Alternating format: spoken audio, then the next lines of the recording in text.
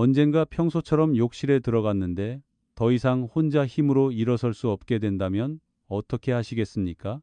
저는 70이 넘은 한 한국인 어르신을 만난 적이 있습니다. 그분은 아직도 건강하다고 늘 자랑하셨습니다. 매일 아침 걷기도 하셨고 누구의 도움도 없이 혼자 목욕도 하셨습니다. 하지만 욕실에서 한번 미끄러진 뒤 모든 것이 완전히 달라졌습니다. 고관절이 부러져 몇 달 동안 병원에 누워 계셔야 했고 늘 혼자서 자신을 돌보던 분이 아들에게 한 걸음 한 걸음 부축을 받아야 했고 며느리의 도움으로 옷을 입어야 했으며 화장실에 갈 때마다 손주의 부축이 필요하게 되었습니다. 그분을 가장 괴롭게 했던 것은 다리의 통증이 아니라 자신이 짐이 되었다는 느낌이었습니다. 그런 날이 자신에게 일어나지 않기를 바라신다면 이 이야기를 끝까지 들어주십시오. 그리고 노년의 건강에 관심이 있으시다면 지금 바로 채널 구독 버튼을 눌러주십시오. 몸을 돌보는 단순하지만 매우 중요한 방법들을 더 알고 싶으신 분들은 댓글에 숫자 2를 남겨주십시오. 저는 하루에 단 몇 분만 투자해도 남은 세월의 건강을 완전히 바꿀 수 있다고 믿습니다.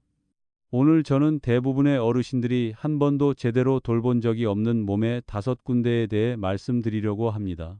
우리는 몸을 깨끗하게 씻기만 하면 충분하다고 생각합니다. 하지만 사실은 어떤 부위들은 올바르게 따뜻하게 하고 자극해주기만 해도 혈액순환이 더 좋아지고 잠이 더 깊어지며 걷기가 더 편해지고 머리가 더 맑아지며 심지어 자녀와 손주들에게 짐이 될 위험까지 줄여줄 수 있습니다.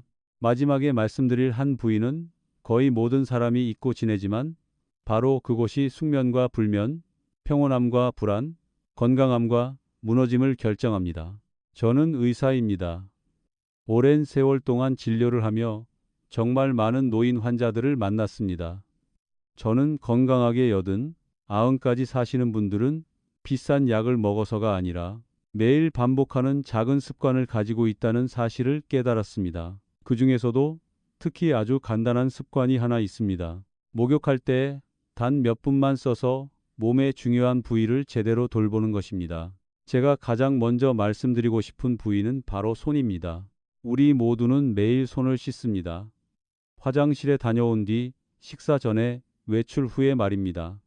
하지만 대부분의 사람들은 비누를 바르고 대충 씻고 끝냅니다. 손바닥이 몸속 장기와 연결된 수천 개의 신경 말단이 모여 있는 곳이라는 사실을 아는 사람은 거의 없습니다. 저는 부산에 사시는 박 어르신을 기억합니다. 그분은 10년 넘게 속이 더부룩하고 입맛도 없고 늘 윗배가 답답하다고 하셨습니다. 온갖 소화제를 드셔보셨지만 나아지지 않았습니다. 그분이 저를 찾아오셨을 때 제가 가장 먼저 본 것은 배가 아니라 손이었습니다. 손은 몹시 차갑고 뻣뻣하고 건조했으며 거의 따뜻한 기운이 없었습니다. 저는 그분께 그날부터 목욕할 때 더 이상 평소처럼 손만 씻지 말라고 말씀드렸습니다. 따뜻한 물이 손바닥 위로 약 30초 동안 흐르게 하십시오. 그런 다음 한 손으로 다른 손의 손바닥을 가볍게 두드리시고 엄지손가락과 검지손가락 사이의 가운데 지점을 엄지로 꾹 눌러주십시오. 양쪽 모두 약 5초씩 유지하십시오. 그분은 의심스러운 표정으로 저를 바라보셨습니다. 하지만 2주 뒤 다시 찾아오셔서 이렇게 말씀하셨습니다. 수년 만에 처음으로 밥 한 그릇을 다 먹고도 속이 더부룩하지 않았다고 말입니다. 그것은 우연이 아니었습니다. 손바닥 안에는 약 7,000개의 신경 말단이 있습니다. 그것들이 따뜻해지고 자극을 받으면 신경계는 위, 간, 심장, 폐, 그리고 장까지 신호를 보냅니다. 혈액순환이 더 좋아지고 소화도 훨씬 원활해지며 몸도 더 쉽게 편안해집니다. 한 연구에서는 100세가 넘도록 장수하는 많은 분들이 매일 손을 마사지하고 따뜻하게 하는 습관을 가지고 있었다고 기록했습니다. 그분들은 복잡한 의학 용어는 몰랐지만 손이 단지 물건을 잡는 데만 쓰이는 것이 아니라는 것을 알고 있었습니다. 손은 몸 전체를 움직이는 스위치와도 같은 곳입니다. 손이 늘 차갑다면 그것은 결코 정상적인 일이 아닙니다. 그것은 혈액순환이 잘 되지 않고 있고 몸에 에너지가 부족하다는 신호입니다. 절대 그냥 넘기지 마십시오. 손 다음으로는 더 중요하지만 거의 모든 사람이 잊고 지내는 부위가 하나 있습니다. 바로 무릎 뒤쪽, 한국에서 흔히 오금이라고 부르는 곳입니다. 대부분의 사람들은 목욕할 때 물이 그곳을 그냥 지나가게만 하고 신경 쓰지 않습니다. 하지만 사실 오금은 다리의 배수구와도 같은 곳입니다. 그곳이 막히면 다리는 무겁고 붓고 아프고 점점 약해집니다. 저는 대구에 사시는 이 어르신을 만난 적이 있습니다. 그분은 오후만 되면 다리가 붓고 몇 걸음만 걸어도 피곤하며 밤에는 쥐까지 난다고 하셨습니다. 그분은 그것이 단지 나이가 들어서 그런 것이라고 생각하셨습니다. 하지만 제가 그분의 무릎 뒤를 만져보았을 때 그곳은 돌처럼 차갑고 굳어 있었습니다. 저는 그분께 목욕할 때마다 따뜻한 물이 무릎 뒤쪽으로 약 30초 동안 흐르게 하시라고 말씀드렸습니다. 그런 다음 손가락으로 그 부위를 30초 정도 부드럽게 원을 그리며 마사지해 보시라고 했습니다. 단 한 달 뒤, 그분은 제가 아직도 또렷이 기억하는 미소를 지으며 다시 찾아오셨습니다. 이제는 시장에 갈 때 길 한가운데서 쉬지 않아도 된다고 말씀하셨습니다. 오금 안에는 아주 많은 림프절이 있습니다. 그것들은 몸의 쓰레기를 치우는 시스템과도 같습니다. 제대로 움직이면 몸에 남은 물과 독소, 필요 없는 것들을 다리 밖으로 밀어내 줍니다.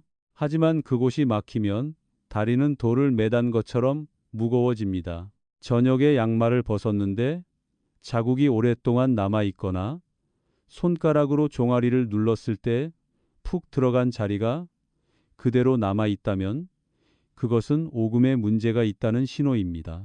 많은 어르신들은 다리가 약해지는 것이 당연하다고 생각합니다. 하지만 그렇지 않습니다.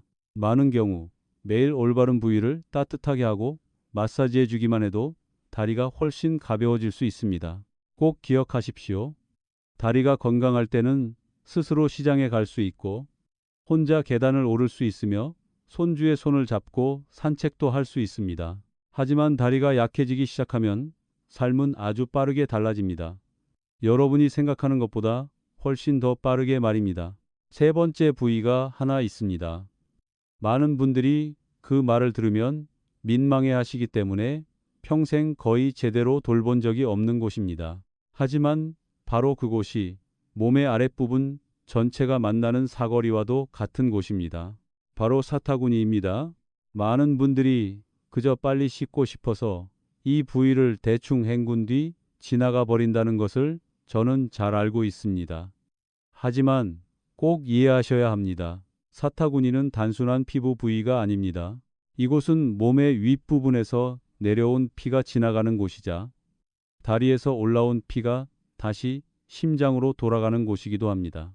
만약 이 부위가 차갑고 굳어 있고 순환이 좋지 않다면 몸의 아랫부분 전체가 서서히 약해지기 시작합니다.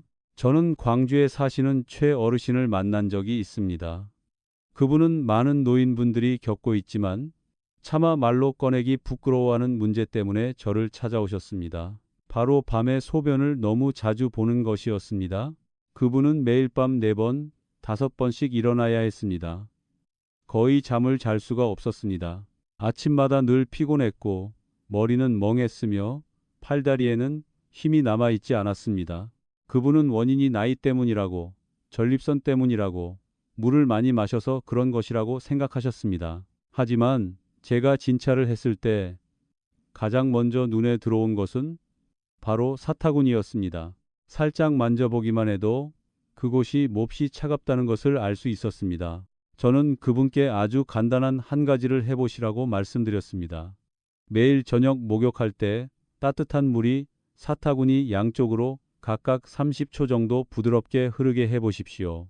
그 다음 손바닥으로 가볍게 5번 눌러주시고 아랫배에서 사타구니 쪽으로 10번 정도 쓸어내려 보십시오. 한 달 뒤 그분은 다시 찾아오셨습니다. 얼굴빛이 완전히 달라져 있었습니다. 이제는 밤마다 한 번만 일어나면 되고 어떤 날은 아침까지 한 번도 깨지 않고 곧장 잘 수 있다고 말씀하셨습니다. 사타구니에는 몸에서 가장 큰 림프절들이 있습니다. 이 림프절들은 검문소와도 같습니다. 그것들은 노폐물을 걸러주고 면역을 도와주며 다리와 아랫배 그리고 생식기 쪽으로 가는 혈류를 유지해 줍니다. 사타구니가 차갑고 막혀 있으면 피는 평소처럼 몸의 아랫부분으로 잘 내려가지 못합니다. 그래서 많은 어르신들이 늘 다리가 차갑다, 무릎에 힘이 없다, 오래 걸으면 쉽게 피곤하다, 또는 밤에 자주 화장실에 간다고 호소하시는 것입니다. 어떤 분들은 약만 먹으면 충분하다고 생각합니다. 하지만 이 사거리가 계속 막혀 있다면 피는 여전히 제대로 흐를 수 없습니다. 몸은 마치 큰 도로가 한가운데에서 막혀버린 것과 같습니다. 차가 아무리 많아도 모든 것이 그대로 정체될 수밖에 없습니다. 만약 여러분이 자주 아랫배가 차갑다고 느끼고 다리가 차고 쉽게 피로해지거나 밤에 여러 번 일어나 화장실에 가야 한다면 오늘부터라도 사타구니를 꼭 돌보기 시작하십시오. 사타구니 다음에는 훨씬 더 위험한 부위가 하나 있습니다. 이곳은 뇌로 올라가는 혈액의 양을 결정하는 곳입니다. 만약 이곳이 굳고 막혀 있으면 여러분은 점점 깜빡깜빡하게 되고 어지럽고 집중력이 떨어지며 심지어 뇌졸중과 치매 위험까지 높아질 수 있습니다. 바로 목덜미입니다. 저는 서울에 사시는 한 어르신을 만난 적이 있습니다. 그분은 매우 걱정스러운 목소리로 최근 들어 너무 많은 것을 잡고 있는다고 말씀하셨습니다. 방금 무엇을 하려고 했는지도 잊고 어떤 날은 손주의 이름까지 잘못 부르셨습니다. 가족들은 그분이 치매에 걸린 것이 아닐까 두려워하기 시작했습니다. 하지만 제가 그분의 뒤에 서서 목덜미를 만져보았을 때 저는 곧바로 문제를 알 수 있었습니다. 그분의 목덜미는 마치 나무 토막처럼 단단했습니다. 거의 부드러움이 남아있지 않았습니다. 저는 그분께 뇌는 충분한 혈액을 공급받을 때에만 제대로 기능할 수 있다고 말씀드렸습니다. 그리고 피가 뇌로 올라가는 길이 바로 목과 목덜미 부위라고 설명해 드렸습니다. 만약 목덜미가 수년 동안 계속 굳어 있었다면 피가 뇌로 올라가기가 더 어려워질 수밖에 없습니다. 그날부터 저는 그분께 매일 저녁 목욕할 때 따뜻한 물이 목덜미로 약 1분 정도 흐르게 하시라고 말씀드렸습니다. 그리고 두 손으로 목 아래쪽에서 머리 뒤쪽을 향해 약 1분 동안 쓸어 올리듯 마사지 하시라고 알려드렸습니다. 한 달 뒤 그분은 다시 오셨습니다. 환하게 웃으시며 머리가 훨씬 맑아졌다고 말씀하셨습니다. 더 이상 자주 물건을 잊지 않게 되었고 일어설 때 어지러운 느낌도 칙칙칙칙 하셨습니다. 많은 분들이 나이가 들면 자주 잊어버리는 것이 당연하다고 생각합니다. 하지만 늘 그런 것은 아닙니다. 80이 넘었는데도 머리가 아주 또렷한 분들이 있습니다. 그분들은 모든 일을 분명히 기억하고 여전히 책을 읽고 손주들과 놀아주며 자기 자신을 스스로 돌보며 살아가십니다. 그 차이는 바로 뇌로 올라가는 혈류를 늘 원활하게 유지하고 있느냐에 있습니다. 연구에 따르면 목덜미 근육이 지나치게 굳어 있으면 뇌로 가는 혈류량이 크게 줄어들 수 있다고 합니다. 그렇게 되면 뇌는 마치 전기가 부족한 방과 같아집니다. 모든 것이 서서히 느려지기 시작합니다.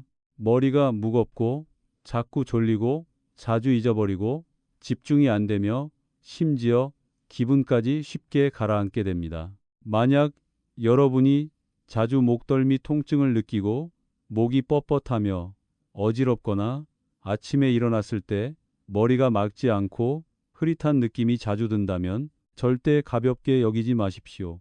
그것은 여러분의 뇌가 제대로 영양을 공급받지 못하고 있다는 신호일 수 있습니다. 꼭 기억하십시오. 하루에 단 2분만으로도 여러분은 뇌로 올라가는 혈류를 훨씬 더 좋게 만들 수 있습니다.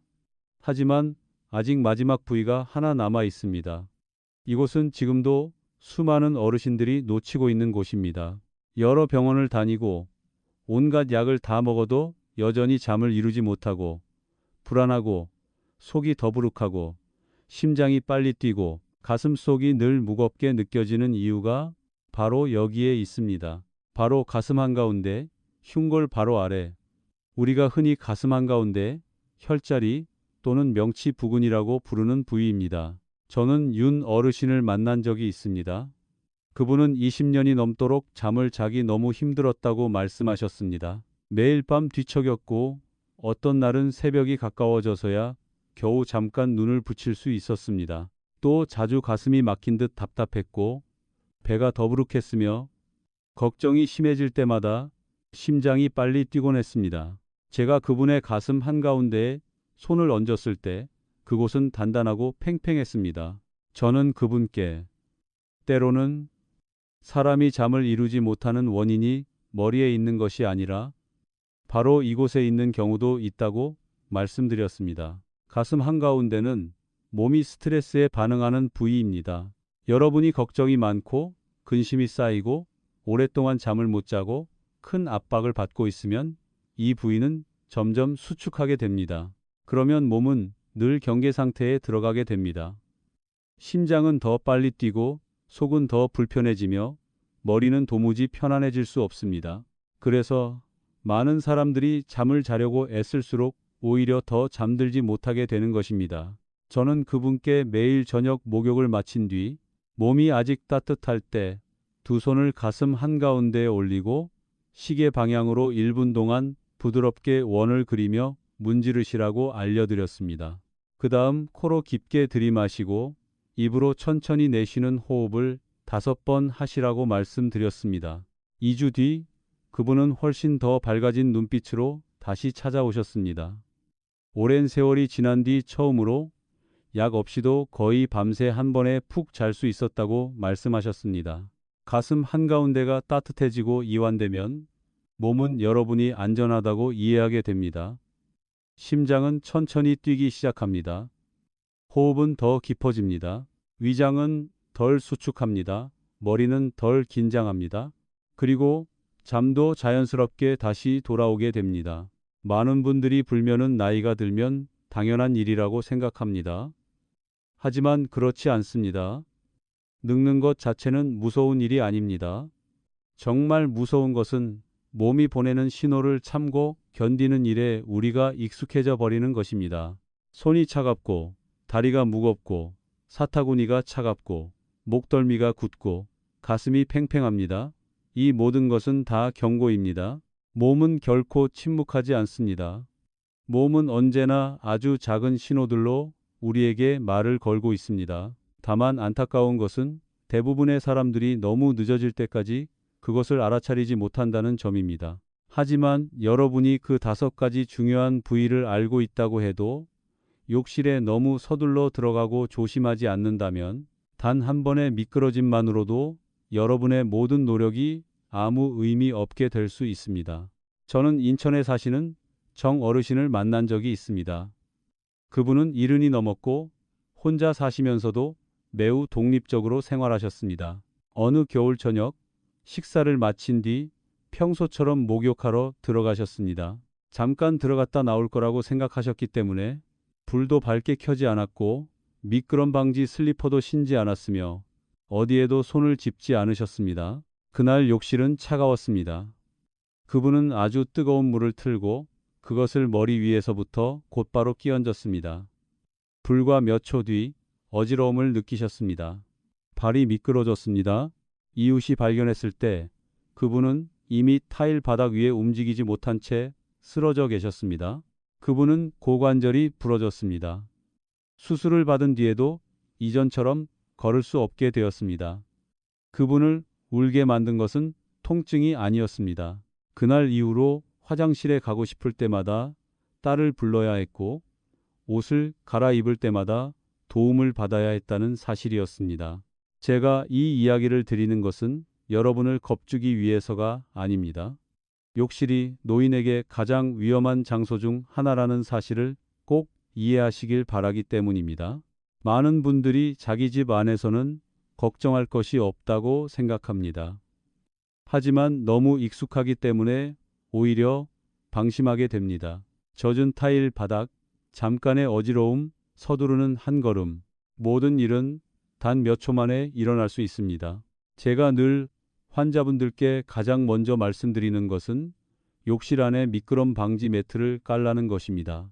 문 밖뿐만 아니라 실제로 서서 씻는 자리에도 꼭 깔아 두십시오. 작은 매트 한 장은 값이 얼마 되지 않지만 여러분이 몇 달 동안 침대에 누워 지내지 않도록 지켜줄 수 있습니다.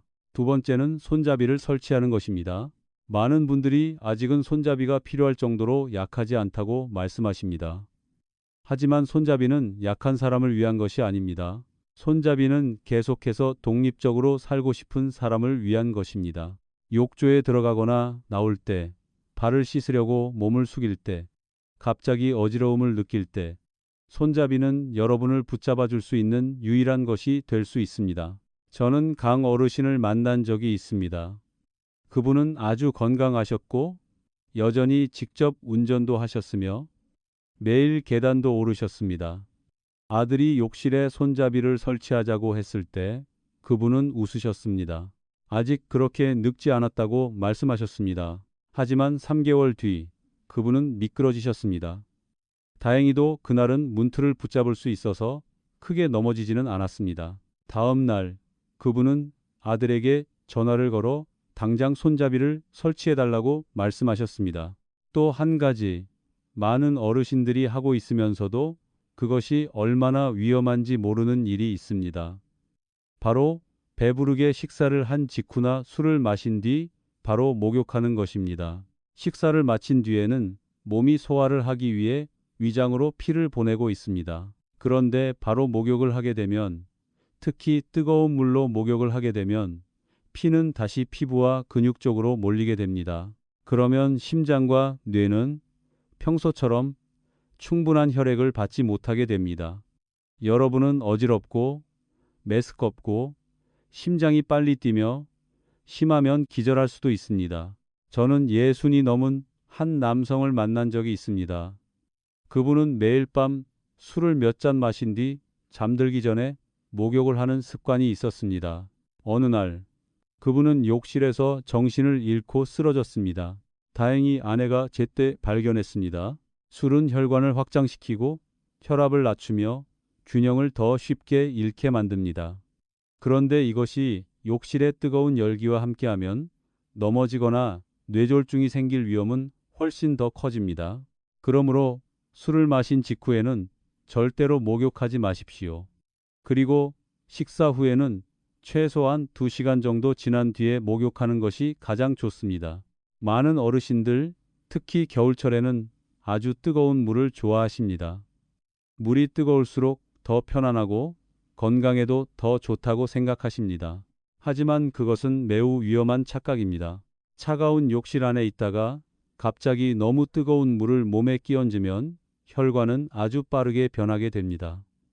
심장은 그 변화에 적응하기 위해 더 많이 일을 해야 합니다. 젊은 사람은 견딜 수 있을지 모릅니다.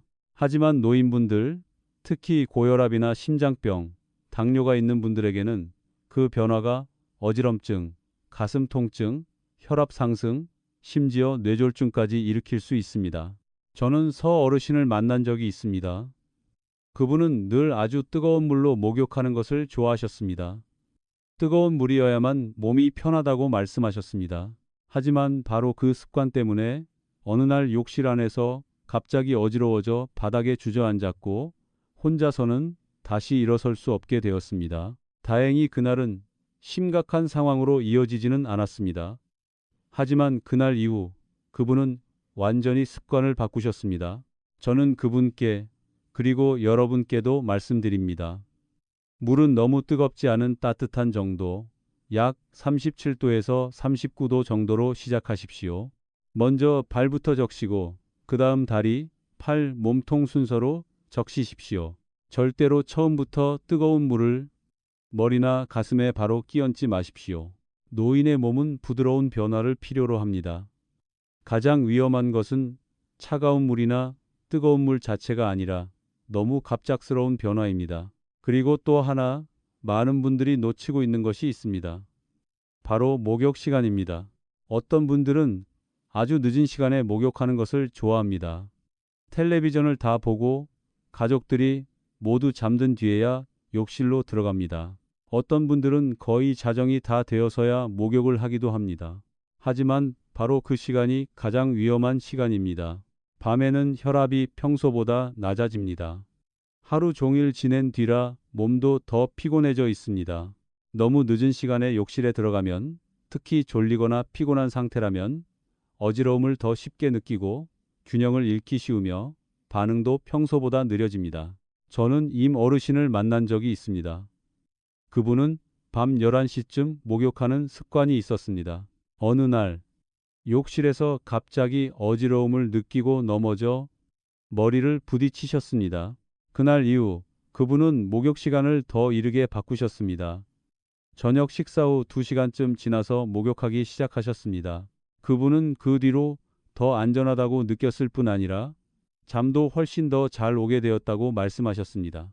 목욕하기에 가장 좋은 시간은 보통 저녁입니다. 아직 정신이 충분히 맑고 몸이 너무 지치기 전이어야 합니다. 가장 좋은 시간은 밤 9시 이전입니다. 꼭 기억하십시오.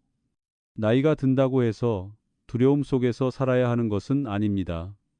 하지만 나이가 들수록 우리는 더 조심스럽게 살아야 합니다.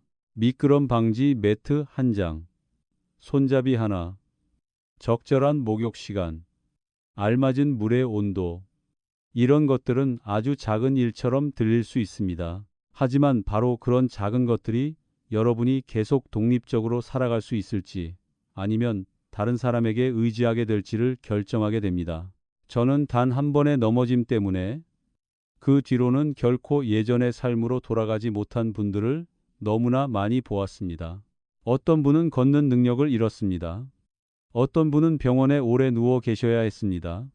어떤 분은 두려워져서 더 이상 혼자 목욕하지 못하게 되었습니다. 그리고 어떤 분은 그 한 번의 넘어짐 이후 평생 지켜왔던 자신감을 잃어버리기도 했습니다. 하지만 저를 가장 마음 아프게 하는 것은 많은 경우가 사실은 충분히 막을 수 있었다는 점입니다. 조금만 더 천천히 했더라면, 조금만 더 조심했더라면, 60, 70, 80의 몸은 더 이상 30의 몸과 같지 않다는 것을 기억하기만 했더라면 말입니다. 여러분은 더 강해질 필요가 없습니다. 여러분에게 필요한 것은 더 현명해지는 것입니다. 제가 지금까지 말씀드린 모든 것을 듣고 나면 아마 여러분은 몸이 결코 너무 복잡한 것을 요구하지 않는다는 사실을 깨닫게 되실 것입니다. 몸은 비싼 약도 필요하지 않고 기적 같은 비법도 필요하지 않으며 여러분이 무리해서 애쓸 필요도 없습니다. 몸이 정말로 원하는 것은 단지 꾸준한 관심입니다. 하루에 조금씩 매일 반복되는 관심 말입니다. 저는 문 어르신을 만난 적이 있습니다. 그분은 80이 넘으셨지만 여전히 혼자 시장에 가시고 스스로 밥을 해 드시며 매일 아침 집 근처 공원을 걸으셨습니다. 많은 사람들이 그분께 비결이 무엇이냐고 물었습니다. 분명 비싼 영양제를 드실 것이라고 아니면 특별한 식단이 있을 것이라고 생각했습니다. 하지만 그분은 그저 웃으시며 수년째 매일 저녁 몇 분 동안 몸을 제대로 돌보는 시간을 갖고 있을 뿐이라고 말씀하셨습니다. 그분은 늘 목욕하기 전에 작은 컵으로 따뜻한 물 한 잔을 마시는 것부터 시작하셨습니다. 몸은 마치 메마른 땅과 같아서 물이 없으면 모든 것이 굳어지고 움직이지 않게 된다고 말씀하셨습니다.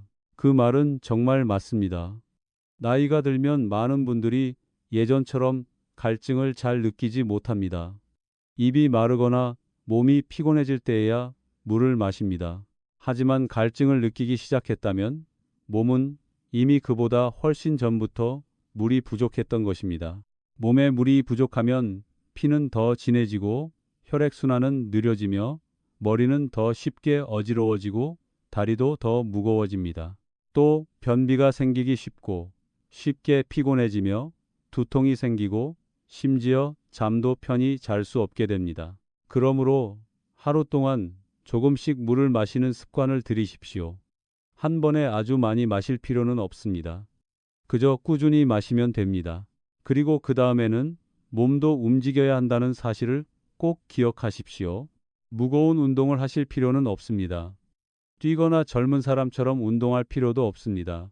그저 매일 15분만 걷고 손목과 발목을 가볍게 돌리고 다리를 펴고 몸을 쭉 늘려주기만 해도 몸은 아주 많이 달라집니다. 저는 신 어르신을 만난 적이 있습니다. 그분은 늘 무릎이 아파서 움직일 수 없다고 말씀하셨습니다. 하지만 제가 자세히 여쭤보니 그분은 거의 하루 종일 가만히 앉아 계셨습니다. 텔레비전을 보고 식사를 하고 다시 앉아 계시는 생활을 반복하고 있었습니다. 저는 그분께 1시간에 한 번씩만 일어나 보시라고 말씀드렸습니다. 집 안을 몇 걸음 걷고 팔다리를 가볍게 펴고 오후에는 천천히 10분만 걸어보시라고 했습니다. 2달 뒤 그분은 다시 찾아오셔서 무릎이 전보다 훨씬 덜 아프다고 말씀하셨습니다. 몸도 문과 같습니다. 너무 오랫동안 그대로 두면 경첩이 굳어집니다. 하지만 매일 조금이라도 문을 열어주면 그것은 계속 부드럽게 움직입니다. 물과 움직임 외에도 많은 분들이 잊고 있는 아주 중요한 것이 하나 더 있습니다. 바로 잠입니다. 많은 어르신들이 너무 늦게 주무십니다. 이미 은퇴했으니 언제 자도 괜찮다고 생각하십니다. 어떤 분은 텔레비전을 보느라 밤 11시, 12시까지 깨어 계십니다. 어떤 분은 침대에 누워 있어도 머릿속으로 계속 생각을 하느라 잠을 이루지 못합니다. 하지만 몸은 그렇게 움직이지 않습니다. 밤 10시 이전의 시간은 몸이 회복되기 시작하는 시간입니다. 그 시간에 심장은 쉬게 되고 뇌는 정리되며 몸속 장기들도 회복할 시간을 갖게 됩니다.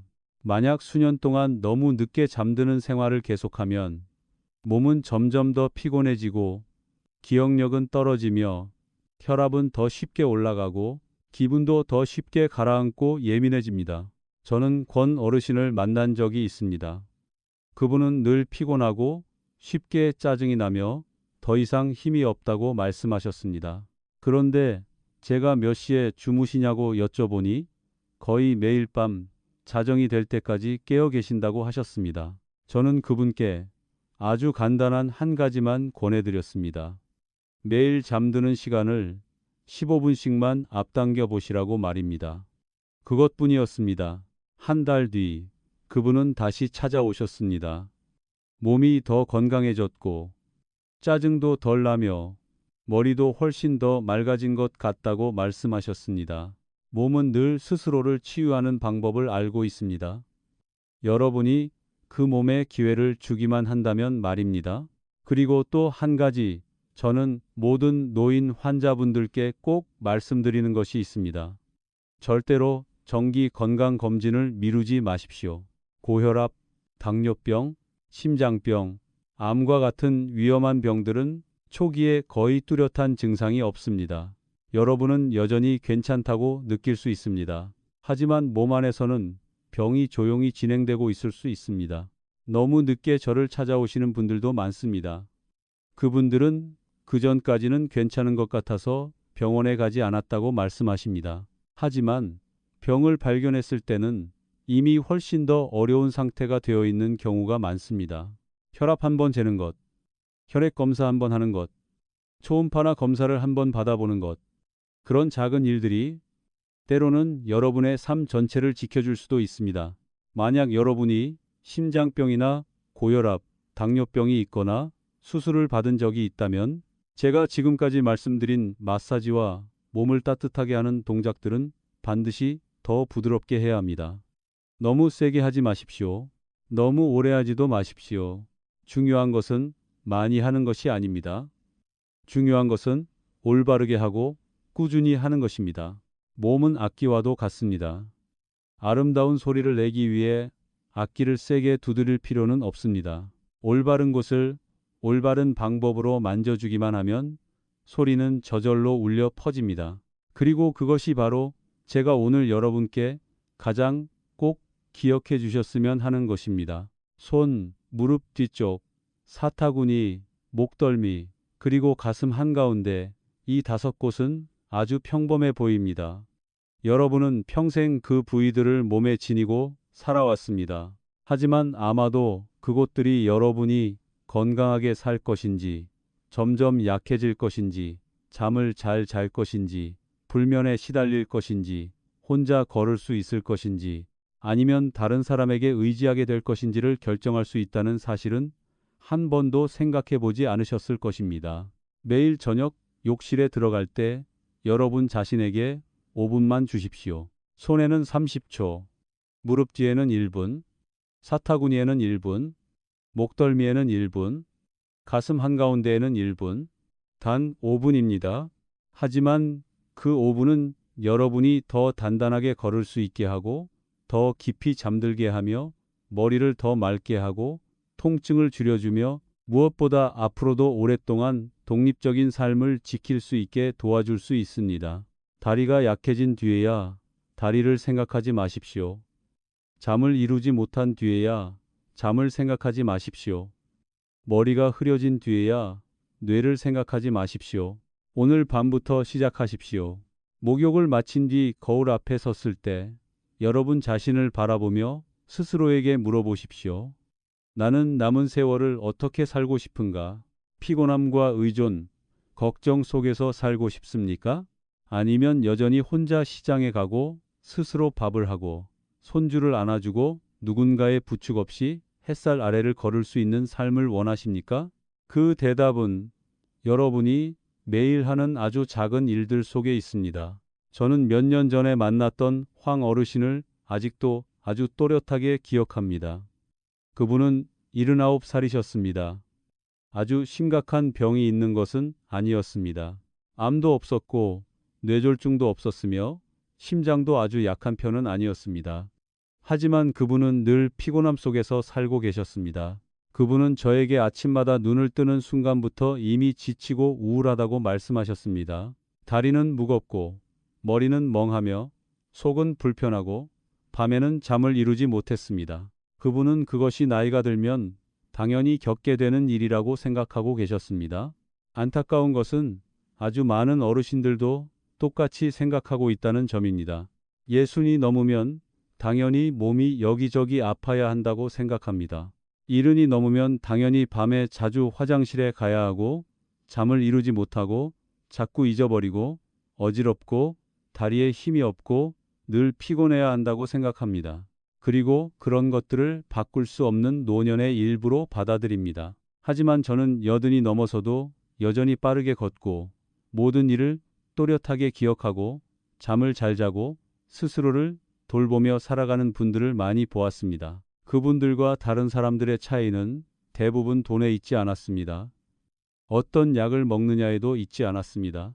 그 차이는 아주 작은 습관에 있었습니다. 저는 황 어르신께 그날부터 모든 것을 한꺼번에 바꾸려고 하지 마시라고 말씀드렸습니다. 하루에 1시간씩 운동해야 한다고 생각하지 마십시오. 엄격하게 식사를 조절해야 한다고 생각하지 마십시오. 여러 가지 영양제를 다 챙겨 먹어야 한다고 생각하지도 마십시오.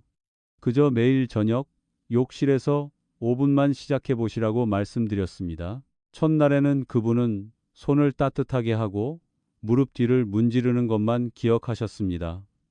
둘째 날에는 사타구니까지 하셨습니다. 그리고 일주일이 지나자 5곳 모두를 빠짐없이 기억하게 되셨습니다. 2달 뒤 그분은 다시 저를 찾아오셨습니다. 그분은 많은 말씀을 하지 않으셨습니다. 그저 웃으셨습니다. 그것은 마침내 자기 몸을 다시 되찾은 사람의 미소였습니다. 그분은 이제 잠을 훨씬 더 잘 주무신다고 말씀하셨습니다. 더 이상 매일 밤 3번, 4번씩 깨지 않게 되었습니다. 아침에는 혼자 시장에 갈 수 있게 되었습니다. 다리도 훨씬 덜 무겁고 머리도 더 맑아졌습니다. 딸도 오래전 이후 처음으로 어머니가 이렇게 밝아진 모습을 본다고 말했다고 하셨습니다. 어쩌면 가장 소중한 것은 그분의 몸이 더 건강해졌다는 사실이 아닐지도 모릅니다. 가장 소중한 것은 그분이 더 이상 무기력함을 느끼지 않게 되었다는 것입니다. 노년이 가장 두려운 이유는 주름이나 흰 머리 때문이 아닙니다. 가장 두려운 것은 내 몸이 점점 더 이상 내 것이 아닌 것처럼 느껴지는 순간입니다. 일어나고 싶어도 어렵고 몇 걸음 걷고 싶어도 힘들고 잠들고 싶어도 잠이 오지 않습니다. 모든 것을 혼자 하고 싶지만 결국은 다른 사람의 도움을 기다려야 하게 됩니다. 저는 많은 어르신들이 그 어떤 것보다도 그것을 더 두려워한다는 것을 알고 있습니다. 아무도 자녀와 손주들에게 짐이 되고 싶어 하지 않습니다. 아무도 자신이 아플 때마다 자녀의 걱정스러운 눈빛을 보고 싶어 하지 않습니다. 아무도 언젠가 한자리에 가만히 앉아 다른 사람이 자기 대신 살아가는 모습을 바라보며 지내고 싶어 하지 않습니다. 그러므로 제발 작은 것들을 가볍게 여기지 마십시오. 매일 저녁 따뜻하게 해주는 두 손은 몸의 순환을 더 좋게 만들어 줄 것입니다. 무릎 뒤를 부드럽게 마사지하는 것은 여러분의 다리가 앞으로도 여러분을 원하는 곳으로 데려가게 해줄 것입니다. 사타구니를 따뜻하게 유지하는 것은 몸의 아랫부분이 너무 빨리 약해지지 않도록 도와줄 것입니다. 부드럽고 따뜻한 목덜미는 여러분이 자녀와 손주의 이름을 기억하고 집으로 돌아가는 길을 기억하고 중요한 것들을 기억할 수 있도록 머리를 맑게 지켜줄 것입니다. 그리고 매일 저녁 가슴 한가운데를 편안하게 해주는 것은 여러분이 편히 잠들고 걱정을 덜하고 마음이 더 가벼워지도록 도와줄 것입니다. 저는 언제나 우리의 몸은 아주 공평하다고 믿습니다. 여러분이 몸의 말을 듣고 몸을 돌보고 몸을 인내심 있게 대한다면 몸도 반드시 여러분에게 응답할 것입니다. 어쩌면 첫날에는 아무 변화도 느끼지 못할 수 있습니다. 일주일이 지나도 아직 의심이 남아 있을 수 있습니다. 하지만 한 달, 두 달, 세 달을 꾸준히 해보신다면 여러분은 분명히 걷는 것이 더 가벼워지고 잠이 더 깊어지고 덜 피곤해지고 더 즐거워진 자신을 발견하게 될 것입니다. 건강은 하루 만에 사라지는 것이 아닙니다. 그리고 건강도 하룻밤 사이에 돌아오는 것이 아닙니다. 건강은 매일 반복되는 아주 작은 것들 속에서 조금씩 다시 돌아옵니다. 저는 여러분이 마지막으로 한 가지를 꼭 기억해 주셨으면 합니다. 오늘 밤 욕실에 들어갈 때는 더 이상 평소처럼 서둘러 씻지 마십시오. 단지 몸을 깨끗하게 하는 시간이라고만 생각하지 마십시오. 그 몇 분이 바로 여러분의 미래를 지키는 시간이라고 생각하십시오. 따뜻한 물이 천천히 손 위를 흐르게 하십시오. 무릎 뒤를 부드럽게 문질러 보십시오. 사타구니와 목덜미, 가슴 한가운데를 따뜻하게 해 주십시오. 깊게 숨을 한 번 들이마시십시오. 그리고 잠시 가만히 서서 이 몸이 평생 동안 여러분과 함께 왔다는 것을 느껴보십시오. 이 몸은 여러분과 함께 가장 힘든 세월을 지나왔습니다. 자녀를 키우고 일을 하고 병을 이겨내고 수많은 피로를 견디게 해 주었습니다. 그리고 이제는 아마도 여러분이 그 몸을 다시 돌봐줄 차례가 된 것인지도 모릅니다. 오늘부터 시작한다면 몇 년 뒤에도 여러분은 여전히 혼자 시장에 가고 혼자 밥을 하고 혼자 햇살 아래를 걷고 누군가의 부축 없이 손주의 손을 잡을 수 있을지도 모릅니다. 매일 저녁 단 5분입니다. 그 5분이 여러분을 20살 더 젊게 만들어주지는 못할지도 모릅니다. 하지만 그 5분은 여러분이 더 오랫동안 자유와 자존심 그리고 삶의 기쁨을 지킬 수 있게 해줄 수 있습니다. 그리고 바로 그것이 노년에서 가장 소중한 것입니다. 제가 오늘 말씀드린 내용이 도움이 되셨다면 댓글에 숫자 1을 남겨주십시오. 저는 오늘 밤 여러분이 손부터 시작하실지, 목덜미부터 하실지, 아니면 가슴 한가운데부터 시작하실지 정말 알고 싶습니다. 그리고 저와 계속 함께하며 건강하게 살고 깊이 잠들고 더 단단하게 걷고 삶의 마지막까지 독립을 지킬 수 있는 간단한 방법들을 더 배우고 싶으시다면 좋아요와 구독을 눌러 주십시오. 작은 것들을 놓치지 마십시오. 때로는 바로 그런 작은 것들이 우리에게 평생의 평안함을 지켜주기 때문입니다.